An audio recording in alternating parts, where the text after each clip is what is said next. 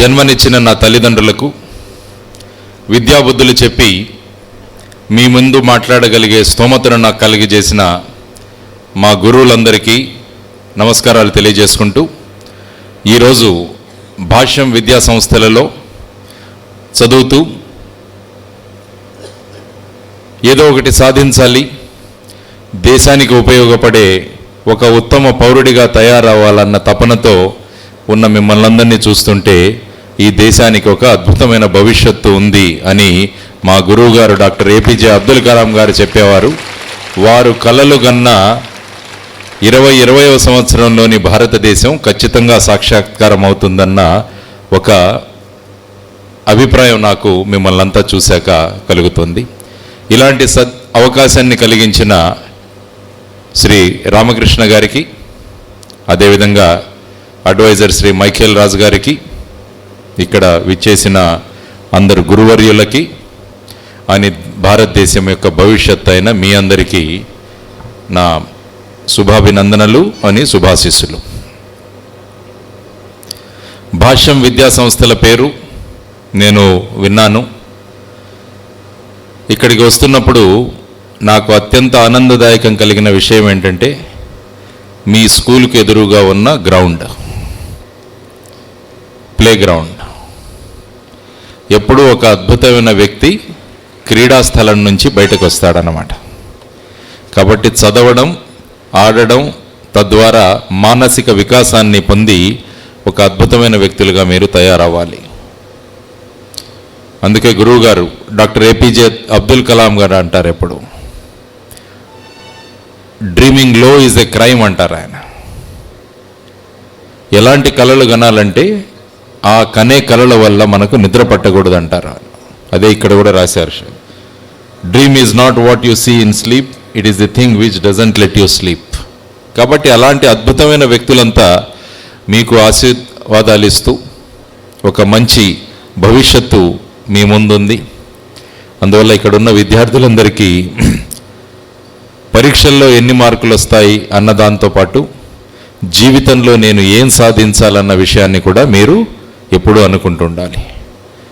ఇటువంటి భారతదేశం కోసం నేనేం చెయ్యాలి అన్న తపన మీకు ఇప్పటి నుంచే మొదలవ్వాలన్నమాట. ఒక మత్స్యకారుడి కొడుకు అబ్దుల్ రోజు ఉదయం వాళ్ళ అన్నగారితో కలిసి రామేశ్వరంలోని రైల్వే స్టేషన్కి వెళ్ళి ఆ రైల్వే స్టేషన్ నుంచి బయటికి వేసిన న్యూస్ పేపర్స్ కట్ట తీసుకొని వాటన్నింటినీ చక్కగా పెట్టి ప్రతి ఒక్కరి ఇంట్లో ఆ న్యూస్ పేపర్ డిస్ట్రిబ్యూట్ చేసి వాటికి వచ్చే డబ్బులతో చదువుకొని డాక్టర్ కలాంగా మారాడు. అబ్దుల్ డాక్టర్ కలాంగా పరివర్తన చెందితే భారతదేశం శాస్త్ర సాంకేతిక రంగాల్లో ఎక్కడో ఉన్న భారతదేశం శాస్త్ర సాంకేతిక రంగాల్లో ఒక అత్యున్నత దేశంగా తయారైంది. అబ్దుల్ ఎప్పుడైతే డాక్టర్ కలాం అయ్యాడో భారతదేశం ఒక అద్భుతమైన శాస్త్ర సాంకేతిక రంగాల్లో అద్భుతమైన దేశంగా వెలుగొంది. అంటే దీనివల్ల మనం తెలుసుకోవాల్సింది ఏంటంటే, ఎప్పుడైతే మనిషి పరివర్తన చెందుతాడో దేశానికి పరివర్తన వస్తుంది. When an individual transforms, the nation is going to transform. అందువల్ల దేశం మారాలి అంటే, దేశంలో ట్రాన్స్ఫర్మేషన్ రావాలి అంటే మనలో ట్రాన్స్ఫర్మేషన్ రావడం అవసరం. నేను మారుతాను, తద్వారా సమాజాన్ని మారుస్తాను, సమాజం మారి దేశాన్ని మారుస్తుందన్న భావనలు మనకి ఇప్పటి నుంచే పెంపొందించుకోవడం చాలా ముఖ్యం. అందువల్ల ప్రతి ఒక్కరికి ఒక విజన్ ఉండడం ఆవశ్యకం. నేను రేపు ఐఐటిలో ర్యాంకు సంపాదిస్తాను, అది కొంతవరకు. ఐఐటి ర్యాంకు సంపాదించిన తర్వాత దేశానికి ఏ విధంగా నేను ఉపయోగపడబోతున్నాను అన్నది మీరు. రేపు మీరు ఐఐటి ర్యాంకు సంపాదించి ఒక స్వార్థపరుడుగా మీరు తయారవుతే మీ వల్ల దేశానికి ఏమాత్రం ఉపయోగం లేదు. కాబట్టి మనం స్వార్థపరులుగా తయారవ్వకూడదు, మనం దేశానికి ఉపయోగపడే వ్యక్తులుగా మనం తీర్చిదిద్దాలన్నమాట.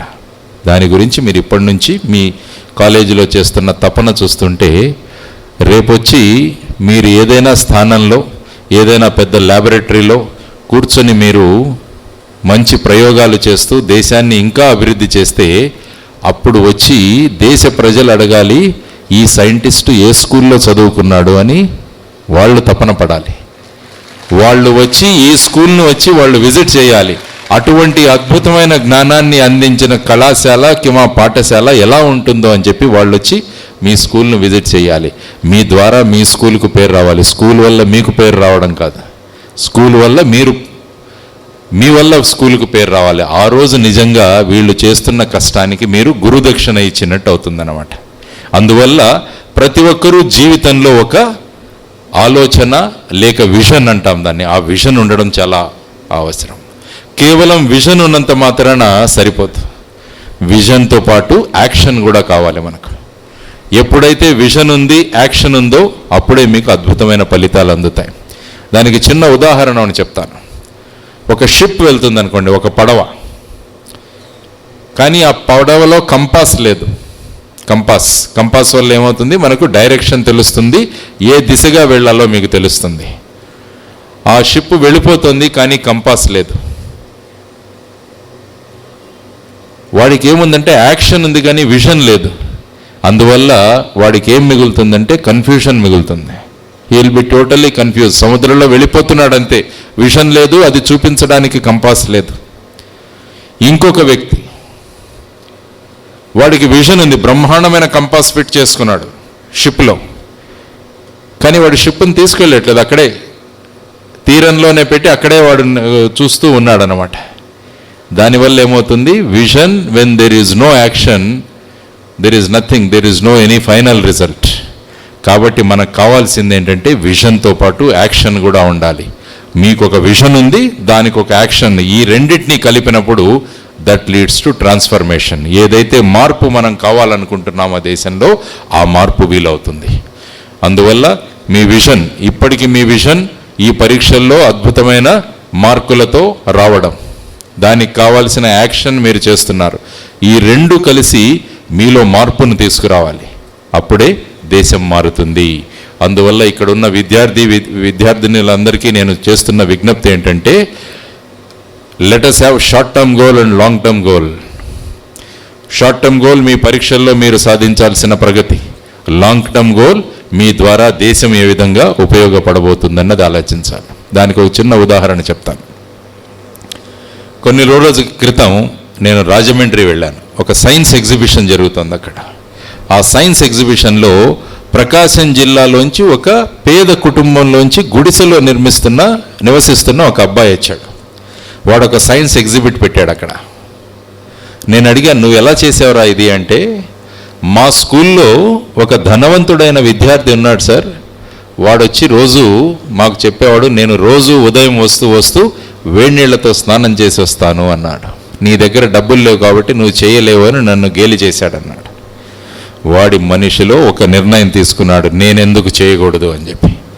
ఆ రోజే సైన్స్లో వాళ్ళకు పాఠాలు ఏం చెప్పారంటే, సూర్యరశ్మిలో సౌరశక్తిలో అద్భుతమైన శక్తి ఉంది. ఈ సూర్యరశ్మిని వాడుకొని మనం వస్తువులను వేడి చేసుకోవచ్చు, విద్యుత్ శక్తిని మనము ప్రొడ్యూస్ చేయొచ్చు, ఎలక్ట్రిసిటీని డెవలప్ చేయొచ్చు. అలాంటి విషయాలు వాళ్ళ మాస్టర్ చెప్పాడు. ఓకే, అది నేర్చుకున్న తర్వాత వాడు అనిపించింది, నా దగ్గర డబ్బులు లేవు, నేను గ్యాస్ సిలిండర్ కొనుక్కోలేను, నేను వెళ్ళి కర్రలు కొనుక్కోలేను, కానీ ఫ్రీగా నాకు సూర్యుడి నుంచి అద్భుతమైన శక్తి వస్తుంది. ఈ శక్తి వాడి నేను రోజు వేడి నీళ్లతో స్నానం చేయాలని వాడు నిర్ణయించుకొని వాళ్ళ ఊరికి వెళ్ళి కొంతమందిని కనుక్కొని ఒక 10 భూతద్దాలు కొనుక్కున్నాడు. వాడు మ్యాగ్నిఫైయింగ్ గ్లాసెస్ కొని ఒక చిన్న వెదురుబద్ద కొనుక్కున్నాడు. కొని ఆ వెదురుబద్దకి ఇటువైపు 5 భూతద్దాలు కొట్టేశాడు. వాటికి టేప్ పెట్టేసి వాటిని ఫిక్స్ చేశాడు. తర్వాత వాళ్ళ ఊర్లో షాప్లోకి వెళ్ళి షాప్ కీపర్ని, నాకు ఒక చిన్న ఆయిల్ టిన్ ఇవ్వండి అని అడిగాడు.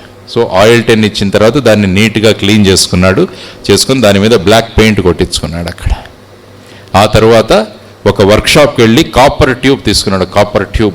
కాపర్ ట్యూబ్ని తీసుకొని దాన్ని మెలికలు చేస్తూ ఒక కాపర్ ట్యూబ్ తయారు చేసి ఆ టిన్కి చిన్న హోల్ పెట్టేసి ఆ కాపర్ ట్యూబ్ దాన్ని కనెక్ట్ చేసి ఒక ట్యాప్ అరేంజ్ చేశాడు. దానికి చేసి ఆ డబ్బాను తీసుకెళ్ళి వాళ్ళ ఇంటి గోడ మీద పెట్టి ఆ కాపర్ ట్యూబ్కి ఎదురుగా ఈ వెదురు బద్దను పెట్టి దాన్ని తిప్పడం మొదలుపెట్టాడు సూర్యరశ్మి దిశగా. మంచి పొజిషన్లో వచ్చిన తర్వాత ఈ 10 భూతద్దాల నుంచి, ఈ మ్యాగ్నిఫైయింగ్ గ్లాసెస్ నుంచి సూర్యరశ్మి వచ్చి ఆ కాపర్ ట్యూబ్ మీద పడడం మొదలైందనమాట. భూతద్దం చూసింటారు మీరు ఎప్పుడైనా. భూతద్దాన్ని ఇలా కాన్సన్ట్రేట్ చేస్తే మనకి ఇక్కడ ఇదవుతుంది, లేదంటే పేపర్ని కూడా కాలుస్తుంటాం మనం అప్పుడప్పుడు భూతద్దంతో. ఆ కాన్సెప్ట్ తీసుకొని వాడ టిన్లో నీళ్ళు వేసాడు. వేసి చిన్నగా ఆ ట్యాప్ని తిప్పాడు. తిప్పి ఆ ట్యూబ్ నుంచి నీళ్లు వస్తూ వస్తూ ఈ సూర్యరశ్మితో వేడెక్కిన కాపర్ ట్యూబ్లోకి వెళ్ళి ఆ కిందికి వచ్చేసరికి వాడికి బకెట్ నుంచి వేడి నీళ్ళు వచ్చాయి. ఆ రోజు ఆ వేడి నీళ్ళు వెళ్ళి తాసుకొని వాడితో చెప్పాడు, నేను కూడా ఈరోజు వేడి నీళ్లతో స్నానం చేశాను అని చెప్పాడు అన్నమాట. ఇది మనకు కావాల్సింది. చదివిన జ్ఞానాన్ని మన రోజు ఉపయోగపడే విషయంలోకి మార్చుకోవడం, దీన్నే జ్ఞానం అంటారు. లేకుంటే సూర్యరశ్మిలో అద్భుతమైన శక్తి ఉండును, దాని ద్వారా వస్తువులను వేడి చేయవచ్చును, దాని ద్వారా ఎలక్ట్రిసిటీ ప్రొడ్యూస్ చేయవచ్చును, ఇవన్నీ మీకు పరీక్షలో ఇస్తే ఆన్సర్ రాస్తారు, దానికి మీకు 5కు 5 మార్కులు పడతాయి. కానీ వీడి జీవితంలో 5కు 5 మార్కులు తెచ్చుకున్నాడు అన్నమాట. మనకు కావాల్సినది మనము నేర్చుకున్న విషయాలలో వాటిని జీవితంలో ఎలా తర్జుమా చేస్తాం, జీవితంలో వాటిని ఎలా తీసుకురాగలవన్న తపన మీ అందరిలో ఉండాలన్నమాట. This is called scientific temper అంటాం మనం, సైంటిఫిక్ విజన్. నేను చదువుతున్న విషయాన్ని జ్ఞానంగా నేను ఎలా మార్చుకోగలనని మీలో తపన ఉండాలి. దానికి కావాల్సిన సమయాన్ని అద్భుతంగా వెచ్చించాలి. మహానుభావులు చేసిన ప్రయోగాలన్నింటినీ మనం చదవాలి. అటువంటి తపనతో మీరు గనక బయటికి వస్తే రేపు మీరు ఎక్కడ ఏ పొజిషన్లో ఉన్నా కూడా సమాజం గురించి, నేను చదువుకున్న విషయాలు సమాజానికి ఎలా ఉపయోగపడతాయి అన్న విషయాల గురించి మీరంతా అద్భుతంగా ఆలోచించగలరు. అదేవిధంగా ఈ చదువు వల్ల మనలో అద్భుతమైన క్వాలిటీస్ పెరగాలి. క్వాలిటీస్, లక్షణాలు. మనం స్వార్థపరులం కాకూడదని చెప్పాను నేను. దానికి కూడా ఒక చిన్న కథ చెప్తాను. ఒక చిన్న అమ్మాయి ఉండేది. ఆ అమ్మాయి పేరు సింధు. 3వ తరగతిలో చదువుతుంది. ఆ అమ్మాయి ఒకరోజు వచ్చి ఇంట్లో అన్నం తినడానికి వచ్చింది. వాళ్ళ నాన్నగారు అమ్మగారు అమ్మాయిని అడిగారు, ఏమ్మా ఎందుకు తినట్లేదంటే, నాకు మీరు ఒక ప్రామిస్ ఇస్తేనే నేను అన్నం తింటాను అనింది. వాళ్ళు అనుకున్నారు ఏదో అడుగుతుంది, ఇక్కడికి తీసుకెళ్ళండి, ఆ షాపుకి తీసుకెళ్ళండి, లేకుంటే కొన్ని చాక్లెట్స్ కొనివ్వండి, ఐస్ క్రీమ్ కొనివ్వండి, అలాంటివి అడుగుతుంది. అనుకో, ఓకే అమ్మ నువ్వేమంటే మేము ఒప్పుకుంటామన్నారు. అప్పుడు ఆ అమ్మాయి చాలా ఆనందపడి భోంచేసిన తర్వాత అడిగింది, ఇప్పుడు అడగనా అని. ఓకే అడుగు అన్నారు. ఆ అమ్మాయి ఏమైందంటే, నన్ను వెంటనే ఒక సెలూన్కి తీసుకెళ్ళి నా గుండు కొట్టించేసేయండి అనింది అమ్మాయి. వాళ్ళ నాన్న అమ్మలు ఆశ్చర్యపోయారు. ఇంత అద్భుతమైన ఇది ఉన్నాయి అమ్మాయికి, కురులు ఉన్నాయి, వెంట్రుకలు ఉన్నాయి, ఇవన్నీ తీసేయమంటుంది. చెప్పారు, అమ్మ నువ్వు రేపు గుండు చేయించుకొని వెళ్తే మీ స్కూల్లో అంతా ఏడిపిస్తారు నిన్ను, వద్దు అని. లేదు, మీరు నాకు మాట ఇచ్చారు, చేయాల్సిందే. చెప్పి ఎంతకు వినకుంటే ఆ అమ్మాయిని తీసుకువెళ్ళి వాళ్ళు గుండు చేయించుకొని వచ్చేసారు. మరుసటి రోజు వాళ్ళ నాన్నకు అనిపించింది, ఈ అమ్మాయిని రేపు మనం స్కూలుకు తీసుకెళ్తే అందరూ గేలి చేస్తారు, ఇమ్మీడియట్గా వచ్చేస్తుందని వాళ్ళ నాన్న కూడా అమ్మాయితో పాటు స్కూల్కి వెళ్తాడు. స్కూల్ గేట్ దగ్గర నిలబడి అప్పటే ఇంకొక వెహికల్లోంచి ఒక అబ్బాయి దిగాడు. వాడు కూడా గుండుతోనే ఉన్నాడు. వాళ్ళ నాన్న అనుకున్నారు, ఈరోజు వీళ్ళ క్లాస్ అంతా కూడా ఏంటి గుండు చేయించుకొని రావాలనుకున్నారా అనుకున్నారు. అప్పుడు ఈ అబ్బాయి అమ్మాయి ఇద్దరు కలిసి స్కూల్లోకి వెళ్ళిపోయారు. అప్పుడు ఆ అబ్బాయి వాళ్ళ అమ్మ అక్కడికి వచ్చి వీళ్ళ నాన్నగారితో అనింది, మీ అమ్మాయికి ఎంత సంస్కారం అండి అనింది. వాళ్ళ నాన్నకు అర్థం కాలేదు, ఏంటి సంస్కారం అంటే. ఆ అమ్మ చెప్తుంది అప్పుడు ఆ తండ్రికి, ఆ వెళ్తున్నాడు చూసాడా అబ్బాయి, వాడు మా అబ్బాయి. వాడికి చిన్నతనంలోనే బ్లడ్ క్యాన్సర్ వచ్చింది. Blood cancer. దాంతో ఆ పిల్లవాడికి కీమోథెరపీ ట్రీట్మెంట్ ఇచ్చారు. ఆ కీమో ట్రీట్మెంట్ వల్ల, ఆ రేడియేషన్ వల్ల ఈ పిల్లవాడికి జుట్టంతా ఊడిపోయింది. దాంతో గుండుగా తయారయ్యాడు. దాంతో పిల్లలంతా గేలి చేయడం మొదలుపెట్టారు, గుండు గుండు గుండు అని. దాంతో పిల్లవాడు స్కూల్ మానేశాడు. నిన్న మీ అమ్మాయి మా ఇంటికి వచ్చి వీడితో మాట్లాడుతూ, నువ్వెందుకు స్కూలుకు రావట్లేదంటే ఈ బాబు చెప్పాడనమాట ఇలాగని. అంటే అమ్మాయి అప్పుడు అనింది, నువ్వేం బాధపడకు, రేపటి నుంచి నేను నీ కంపెనీ ఇస్తాను అని చెప్పి అమ్మా నాన్నలతో పట్టు చేయించి గుండు చేయించుకొని ఆ పిల్లవాడి బాధను తన బాధగా మార్చుకొని ఆ పిల్లవాడికి కంపెనీ ఇచ్చిందనమాట. ఇటువంటి లక్షణాలు మనలో కావాలి. ఎదుటివాడి బాధను మన బాధ అనుకున్న ఎప్పుడైతే మీరు అనుకుంటారో ఆ వేళ మీరు పరిపూర్ణత చెందిన మనుషుల్లాగా తయారవుతారనమాట. ఇలాంటి విషయాలు కావాలి. మనం ఎదుటివాడికి ఎక్కువ మార్కులు వస్తుంటే మనం అసూయతో జలించిపోకూడదు. ఆ మనిషిని మీరు ఇన్స్పిరేషన్గా తీసుకోవాలి.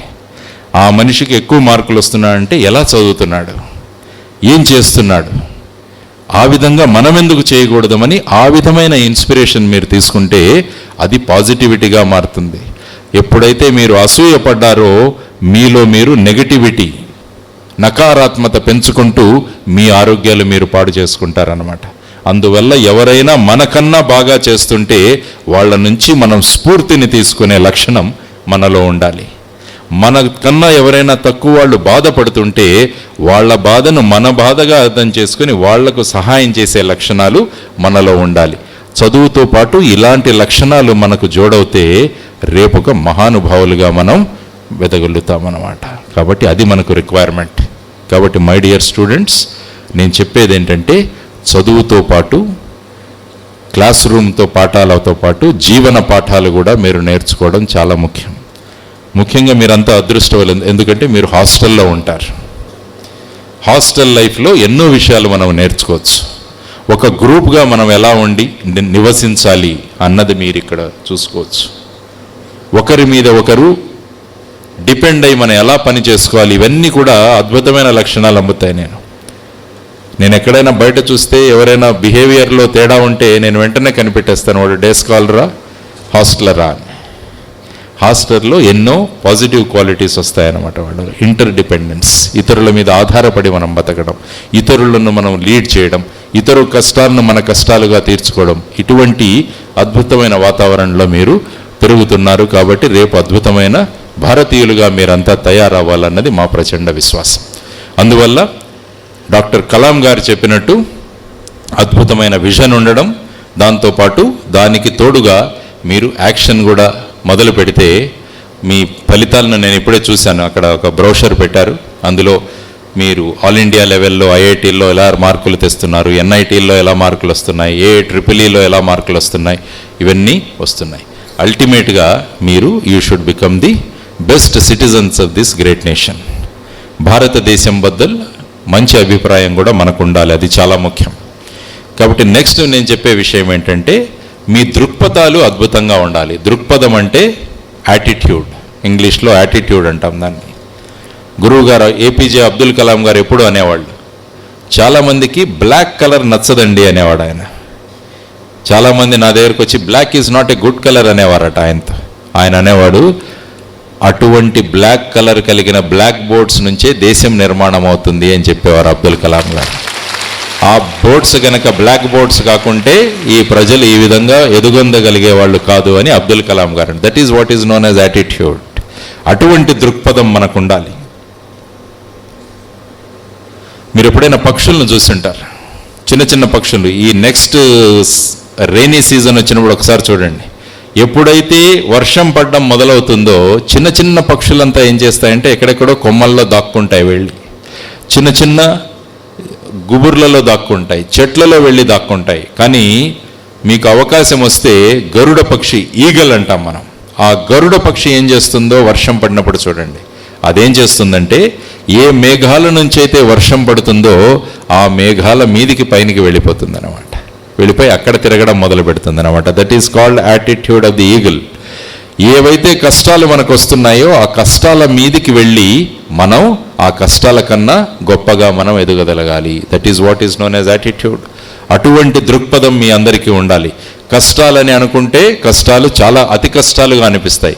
ఈ కష్టాలు ఏమీ కావు, నేను ఎదుర్కోగలను అని మీరు గనక ఆత్మశక్తితో గనక పోరాడితే అద్భుతమైన శక్తులు మీలో వస్తాయన్నమాట. అదేవిధంగా క్రమశిక్షణ చాలా ముఖ్యం, డిసిప్లిన్, ఇది చాలా ముఖ్యం. ఏ మనిషికైతే డిసిప్లిన్ లేదో ఆ మనిషి సక్రమమైన జీవితాన్ని గడపలేడనమాట. అందువల్ల మనకు తరువాత కావాల్సిన అద్భుతమైన విషయం డిసిప్లిన్, క్రమశిక్షణ. ఈ కాలేజీలో మీకు అత్యంత క్రమశిక్షణ, ఈ విధంగా కూర్చున్న విద్యార్థులను చూడడం నాకు అవకాశం తక్కువగానే దొరుకుతుంది. దీన్ని బట్టే తెలుస్తుంది నాకు ఇక్కడ ఉన్న క్రమశిక్షణ ఎలాంటిదో అన్నది. ఎందుకంటే మేము కూడా నేషనల్ పోలీస్ అకాడమీలో ట్రైనింగ్ పొందుతున్నప్పుడు ఉదయం 4 గంటలకంతా లేపేసేవాళ్ళు మమ్మల్ని. లేపించి జాగింగ్ అని అదేని అన్నీ తీసుకుని వెళ్ళి ఫైరింగ్ అన్ని ప్రాక్టీసెస్ జరిగేవి. చాలామంది ఇంత కష్టమైన ట్రైనింగ్ అవసరమా ఇలా అని చాలామంది కామెంట్స్ చేసేవాళ్ళు. కానీ అందరూ కూడా ఇప్పుడు అలా మనల్ని ట్రైనింగ్ చేయనివ్వకుంటే, అలా ట్రైనింగ్ మనకి ఇవ్వకుంటే మనం జీవితాల్లో ఈ విధంగా విజయాలు సాధించే వాళ్ళం కాదు అని ప్రతి ఒక్కరూ ఇప్పుడు చెప్తారు.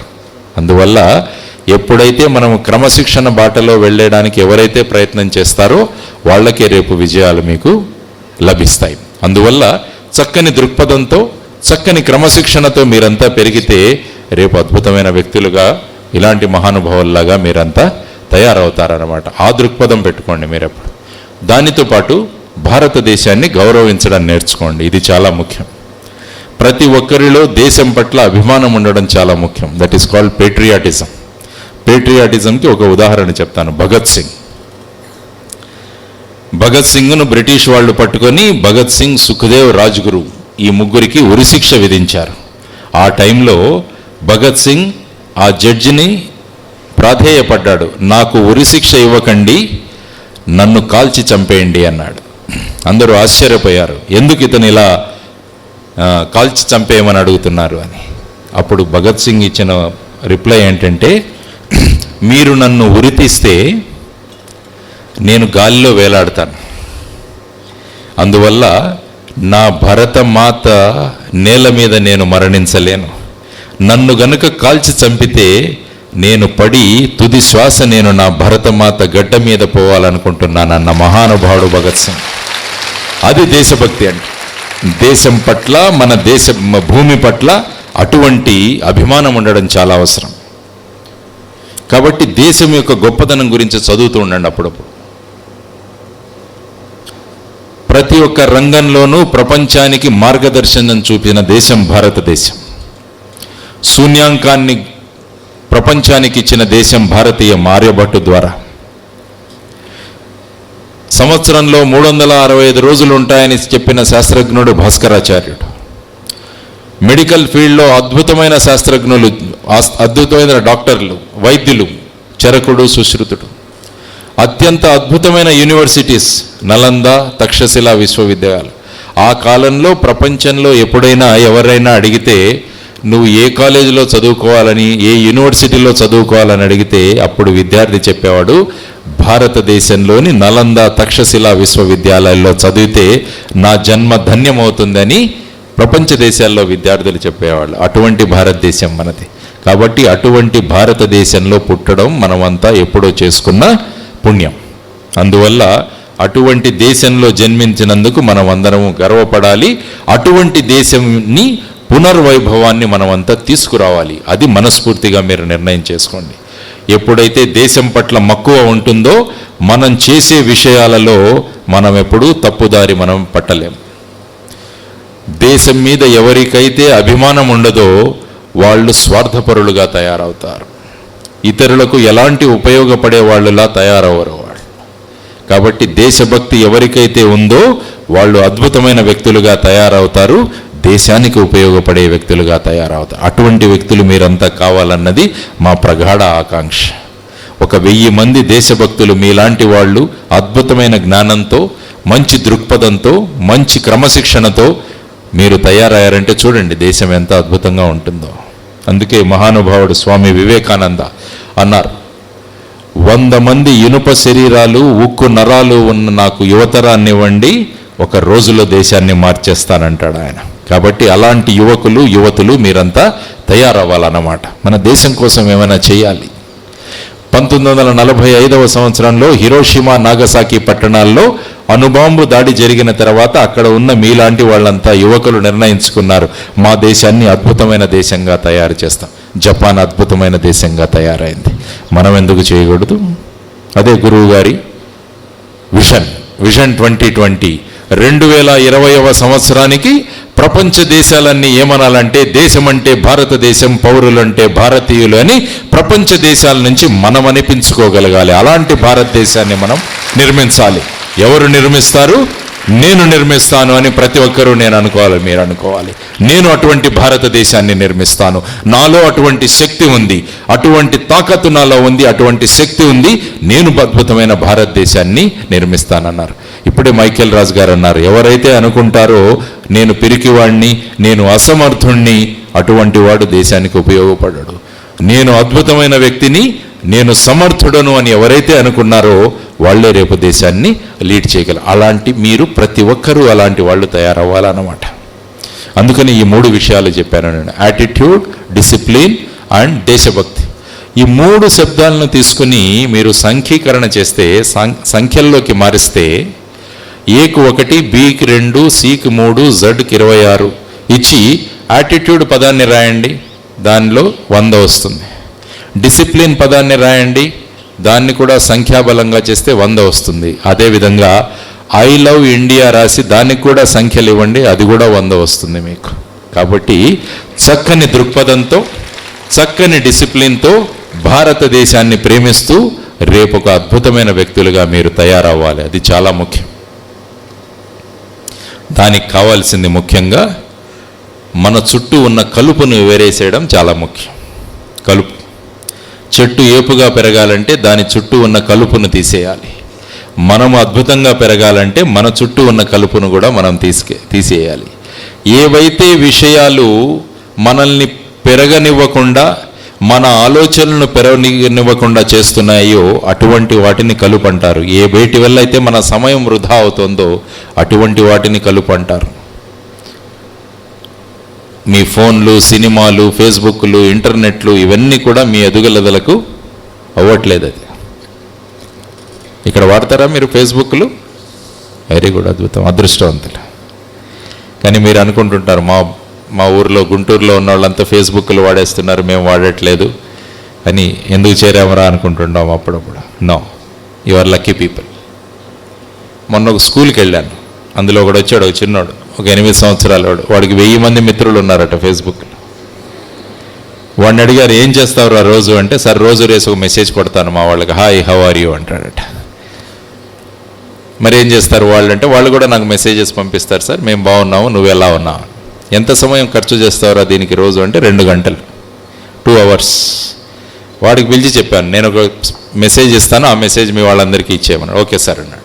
వాడికి మెసేజ్ చెప్పాను, my dear 1000 friends on Facebook, మా స్కూల్లో ఫీజులు విపరీతంగా పెంచేశారు, మా నాన్న దగ్గర డబ్బులు లేవు, కాబట్టి మీరంతా కూడా ఒక 50 రూపాయలు నా ఈ అకౌంట్ నెంబర్లో వేయండి అని నీ అకౌంట్ నెంబర్ పంపించేరా అన్నాను. పంపించాడు వాడు సిన్సియర్గా. మరుసటి రోజు నిరాశగా వచ్చాడు నా దగ్గరికి. ఏరా ఇలాగున్నావు అంటే, నిన్న మీ 1000 మంది మిత్రులు ఫేస్బుక్ అన్నావు కదా, మరి ఏమైంది అడిగితే, సార్ ఒక్కడు కూడా రిప్లై ఇవ్వలేదు సార్ అన్నాడు అన్నమాట. అలా ఉంటారా నీ ఫేస్బుక్ మిత్రులు? వాళ్ళ కోసం నువ్వు రోజుకు 2 గంటల సమయం వేస్ట్ చేసుకుంటున్నావు. ఆ 2 గంటల్లో నువ్వు అద్భుతమైన ఒక చిన్న పుస్తకం చదువు. అంటే సంవత్సరంలో 365 పుస్తకాలు చదివినవాడు అవుతావు. నీ 10 సంవత్సరాల స్కూలింగ్లో 3650 పుస్తకాలు చదివినవాడు అవుతాను. నువ్వు వెళ్తుంటే అందరూ నిన్ను లైబ్రరీ, ఎన్సైక్లోపీడియా అలా పిలుస్తారు నిన్ను. అలాంటి జీవనం గురించి మనం ఆలోచించాలన్నమాట. So don't get into this.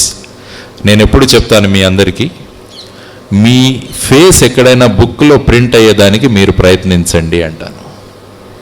Try to get your face printed in some book. మనం ఫేస్బుక్లో మన ఫోటో అప్లోడ్ చేయడం గొప్ప కాదు. ఏముంది, నా ఫోటో తీసుకుని ఈరోజు క్లిక్ అంటే కంప్యూటర్ అదేంటి దానికి ఏం తెలియదు, క్లిక్ అప్లోడ్ చేసేస్తుంది. దానివల్ల ఏం ఉపయోగం? రేపు అదే నా ఫేస్ కనుక ఒక పుస్తకంలో ఉండి అది అందరూ చదువుతుంటే ఎంత అద్భుతంగా ఉంటుంది చూడండి. అటువంటి ఫేసెస్ కావాలి మనకు. రేపు పుస్తకాల్లో ప్రింట్ అయ్యే ఫేసెస్ మనకు కావాలి దేశానికి. మీ 1000 మంది ఫేసెస్ రేపు పుస్తకాల్లో పడితే ఎంత అద్భుతంగా ఉంటుంది చూడండి. దట్ బికమ్స్ ఒక reference book in the library. ఆ రెఫరెన్స్ బుక్ ఎంతోమంది చదువుతుంటారు, ఎలా చేశారు అన్న మీద. కాబట్టి మీ సమయాన్ని అద్భుతంగా మీరు వాడుకుంటున్నారు. దాన్ని బట్టి ఏ విధమైన అసంతృప్తి మీరు పొందకండి. You are utilising your time very well. ఎందుకంటే ఏ సమయంలో చేయాల్సిందే ఆ సమయంలో చేయాలి. చాగంటి కోటేశ్వరరావు గారు అంటుంటారు, ఇదంతా నిషిద్ధ కర్మ అంటారు ఆయన. ఏ సమయంలో ఏది చేయకూడదో దాన్ని నిషిద్ధ కర్మ అంటారు ఆయన. అటువంటి పనులు మనం చేస్తే మనం జీవితంలో పైకి రాలేము. కాబట్టి let us not waste our time. Technology కూడా ఎంత కావాలో అంతే వాడుకోవాలని చెప్తాను. Technology is like a salt. Technology ఉప్పు లాంటిది. అన్నంలో ఉప్పు ఎక్కువైతే ఆ అన్నం రుచి బాగుండదు. అదేవిధంగా ఎక్కువ టెక్నాలజీ అయిపోయినా కూడా మనిషి జీవితం బాగుండదు. It is totally confusion. So don't get in to that. Use technology as salt because this is the age where you have to concentrate on your personal growth, your growth in the knowledge, your growth as an individual. ఈ మూడిటి విషయాల మీద మీరు concentrate చేసి ఏ విధంగా ఈ కళాశాల ప్రాంగణంలో ఈ విషయాలన్నీ మీకు నేర్పిస్తున్నారో ఆ విధంగా మీరు అద్భుతమైన వ్యక్తులుగా తయారవుతారన్నది నా ఆకాంక్ష. మన జీవితంలో 3 ధ్యేయాలు ఉండాలి. ఇప్పుడు మొదటి ధ్యేయం, ఏదో ఒక రోజు మా తల్లిదండ్రులు మమ్మల్ని దగ్గరకు తీసుకొని భుజం తట్టి శభాష్ అమ్మ, మన ఇంటి పేరు నిలబెట్టావని మీ అమ్మా నాన్నలతో అనిపించగలగాలి మీరు. That should be your number 1 goal. ఆ రోజు కోసం అమ్మా నాన్నలు ఎదురు చూస్తున్నారు మన దగ్గర నుంచి. మా పిల్లవాళ్ళు ఎంత అద్భుతమైన ఫలితాలు సాధిస్తారో చూద్దాం. ఒక వ్యక్తిగా ఎలా ఎదగబోతున్నారో చూద్దాం. Sachin Tendulkar 10th class fail అయ్యాడు. కానీ ఇప్పుడు 10th క్లాస్ వాళ్ళకు సచిన్ తెందూల్కర్ ఒక పాఠం. 10th క్లాస్ వాళ్ళంతా సచిన్ తెందూల్కర్ గురించి చదువుతున్నారు, ఒక పాఠం. He might have failed in the examination, but తను ఎంచుకున్న ఏదైతే ఫీల్డ్ ఉందో ఆ ఫీల్డ్లో 100% ఇచ్చి ఆ ఫీల్డ్లో he has reached. Now he is Bharat Ratna Sachin Tendulkar. అంటే మనం ఏ విషయం అయితే అనుకున్నామో ఆ విషయం మీద మనం 100% కాన్సన్ట్రేట్ చేస్తే మనం కూడా అద్భుత విజయాన్ని సాధిస్తామన్నది మీరు గుర్తుంచుకోవాల్సింది. ఆ రోజు మీ అమ్మా నాన్నలు వీధుల్లో తిరుగుతుంటే అందరూ మీ పేరు చెప్పి వాళ్ళ అమ్మా నాన్నలరా, ఆ అమ్మాయి వాళ్ళ అమ్మా నాన్నలరా అని మీ అమ్మా నాన్నలు అంటుంటే మీ అమ్మా నాన్నల కళ్ళలో ఆనంద బాష్పాలు రాలుతాయన్నమాట. అటువంటి ఆనంద బాష్పాలు చేర్చడానికే మనం జన్మ తీసుకున్నాం ఇక్కడ. Take it as a mission. ఒక తపస్సులాగా మనం పని చేయాలన్నమాట. అప్పుడు చేసినప్పుడే మనం అమ్మా నాన్నల పేరు నిలబెట్టిన వాళ్ళం అవుతాం. మన కుటుంబ పేరు, మన రాజ్యం పేరు, మన దేశం పేరు నిలబెట్టిన వాళ్ళం అవుతాం అన్నమాట. అటువంటి దానికోసం కష్టపడాలి. ఇష్టపడి కష్టపడితే అద్భుతంగా మనం ఫలితాన్ని సాధించవచ్చు. నెంబర్ 2 గోల్, రెండవ గోల్, రేపు మీరంతా ఒకరోజు కొన్ని సంవత్సరాల తర్వాత మీలో ప్రతి ఒక్కరూ వచ్చి ఆ కుర్చీలో చీఫ్ గెస్ట్గా కూర్చోగలగాలి ఇక్కడ. That should be your number 2 goal. ఒకానొక రోజు నేను గుంటూరు దగ్గర ఉన్న భాష్యం స్కూల్లో స్టేజ్ మీద ఎక్కి చీఫ్ గెస్ట్గా నేను కూర్చొని అప్పుడు చదువుతున్న విద్యార్థులందరికీ నేను మార్గదర్శనం చేస్తానని మీరందరూ రాసేసుకోండి ఈరోజు. రైట్, మీరు ఎప్పుడు వస్తున్నారో మీరే డిసైడ్ చేసుకోండి డేట్. అందరినీ పిలుస్తారా? అందరినీ పిలవాలి. రామకృష్ణ గారు రెడీగా ఉన్నారు మిమ్మల్ని అందరినీ పిలవడానికి చీఫ్ గెస్ట్గా. 1000 మంది రోజు చీఫ్ గెస్ట్గా మీరు ఒక్కొక్కరు వస్తే రోజుకు ఆయన 3 ప్రోగ్రాములు ఇక్కడ పెట్టడానికి రెడీగా ఉన్నారు. Is very happy. ఈ స్టేజ్ అలా పర్మనెంట్గా వేసేసి ఉంటారనమాట. మీరు రోజు ఒక్కొక్కరు, ఉదయం ఒకరు, మధ్యాహ్నం ఒకరు, సాయంత్రం ఒకరు చీఫ్ గెస్ట్గా వస్తుంటే ఎంత అద్భుతంగా ఉంటుంది చూడండి. దేశం ఎంత అద్భుతంగా ఫీల్ అవుతుందో చూడండి. అటువంటి వాళ్ళు, that is should be your number 2 target. Number 3 target in your life. ఇప్పుడు ఎవరో ఒక టాప్ క్రికెటర్నో ఎవరినో తీసుకొస్తాను ఇక్కడ. సాహిత్యంలో అద్భుతంగా చేసిన వ్యక్తినో ఏదో ఒక వ్యక్తిని ఇక్కడికి తీసుకొస్తాను నేను. తీసుకొస్తే మీరంతా అతని దగ్గర ఆటోగ్రాఫ్లు తీసుకోవడానికి వెళ్ళిపోతారు. Notebook sir autograph, madam autograph, ఇది అది అని చెప్పి. మీ జీవితంలో ఎలా ఉండాలంటే, ఏ వ్యక్తి దగ్గర నుంచి అయితే నేను ఇప్పుడు ఆటోగ్రాఫ్ తీసుకోవాలనుకుంటున్నానో ఆ వ్యక్తి లైన్లో నిలబడి నా ఆటోగ్రాఫ్ కోసం ఎదురు చూడాలని మీరు ఆలోచించుకోవాలన్నమాట. That should be your number 3 target. ఏ వ్యక్తి ఆటోగ్రాఫ్ నేను ఈరోజు కావాలనుకుంటున్నానో ఆ వ్యక్తి నా ఆటోగ్రాఫ్ కోసం వెయిట్ చేయాలి అన్నది కనుక మీరు అనుకుంటే చూడండి, ఈ 3 విషయాలు మీరు కనుక అద్భుతంగా సాధించగలిగితే జీవితంలో భారతదేశం will be number 1 in the world. గురువు గారు కనల కనులు 2020వ సంవత్సరానికి అద్భుతమైన భారతదేశాన్ని నిర్మాణం చేయాలన్న ఆయన కలలు సాకారం చేయడానికి మనం ప్రతి ఒక్కరూ మనస వాచ కర్మన ఎప్పుడైతే మనం పని చేస్తామో అది అద్భుతంగా ఉంటుంది. రేపు భారతీయుడు ఎక్కడైనా ప్రపంచ దేశాల్లో తిరుగుతున్నాడంటే citizen should be like him అనుకోవాలన్నమాట ప్రపంచ దేశాలు. స్కూల్ కాలేజెస్లో చూస్తుంటాను, టీ షర్ట్స్ వేసుకొస్తారు పిల్లలు, వాటి మీద రాసి ఉంటుంది New York, San Francisco, Los Angeles, ఇవన్నీ రాసుకొని తిరుగుతుంటారు పిల్లలు, స్ట్రీట్స్లో నాకు కనిపిస్తుంటారు. కానీ మా అందరి ఉద్దేశం ఏంటంటే రేపు అమెరికాలో ఉన్న యువతరం టీ షర్ట్లు వేసుకుని దాని మీద ఇండియా అని రాసి ఉండాలి అన్నది మా ఆకాంక్ష. అలాంటి భారతదేశాన్ని మనం నిర్మించగలగాలి.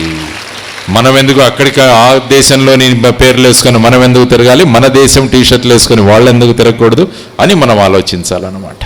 నేను చూడండి ఎంత అద్భుతంగా ఉంటుందో. అందువల్ల నేనేమీ చేయలేను అని ఎప్పుడు అనుకోకండి. నేను చేస్తాను, దేశాన్ని మారుస్తాను అని ప్రతి ఒక్కరూ అనుకున్నప్పుడు దేశం ఖచ్చితంగా మారుతుంది.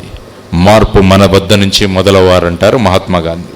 కాబట్టి నేను మారుతాను, తద్వారా దేశాన్ని మారుస్తానని మీరంతా అనుకున్న రోజున ఒక అద్భుతమైన భారతదేశ నిర్మాణం అవుతుంది. అందువల్ల ఈరోజు నేను ముఖ్యంగా రావడం మీ అందరికీ మీలో ఉన్న అద్భుతమైన శక్తిని గుర్తు చేయడానికి, మీలో సాధించగలిగే శక్తులను గుర్తు చేయడానికి, మీరంతా కలిసికట్టుగా పనిచేస్తే ఒక అద్భుతమైన భారతదేశాన్ని నిర్మాణం చేయడంలో ఏమాత్రం మనం వెనకపడకుండా త్వరగా ఒక అద్భుతమైన భారతదేశాన్ని మనం నిర్మించగలము అన్న భావనలు ప్రకటించడానికి నేను ఈరోజు రావడం జరిగింది. కాబట్టి నేను చెప్పిన 3 విషయాలను గుర్తుపెట్టుకోండి. అంతకుముందు చెప్పిన యాటిట్యూడ్, డిసిప్లిన్ అండ్ దేశం పట్ల ప్రేమ, మీలో ఉన్న కెపాసిటీ, ఆ చిన్నపిల్ల కథ, భగత్ సింగ్ కథ, వాటిలో మనకు ఎటువంటి గుణగణాలు మనలో పెంపొందించుకోవాలి, ఎదుటివాడు బాగా చేస్తున్నప్పుడు వాడి మీద అసూయ పడకుండా వాడిని రోల్ మోడల్గా తీసుకొని మనం గనక చేసుకుంటే మనం అద్భుతంగా ఎదుగుతాం. కాబట్టి వెళుతూ అమ్మా నాన్నలు మనల్ని మెచ్చుకునే రోజు, నేను ముఖ్య అతిథిగా వచ్చే రోజు, నేను ఆటోగ్రాఫ్ ఇచ్చే రోజు, ఈ రోజు కోసం మీరంతా ఖచ్చితంగా తపన పడతారు. మీరు ఏ రోజైతే ఇక్కడి నుంచి సంభాషిస్తారో ఆ రోజు మేమంతా కింద కూర్చొని వింటుంటే ఎంతో అద్భుతంగా ఫీలింగ్స్ మాకుంటాయన్నమాట. అలాంటి భావనలు మీరంతా రామకృష్ణ గారికి, ఇక్కడున్న వాళ్ళందరికీ కలుగ చేస్తారన్న ప్రచండ విశ్వాసం నాలో ఉంది. అటువంటి శక్తి యుక్తులున్న మీ అందరికీ శుభాశిస్సులు.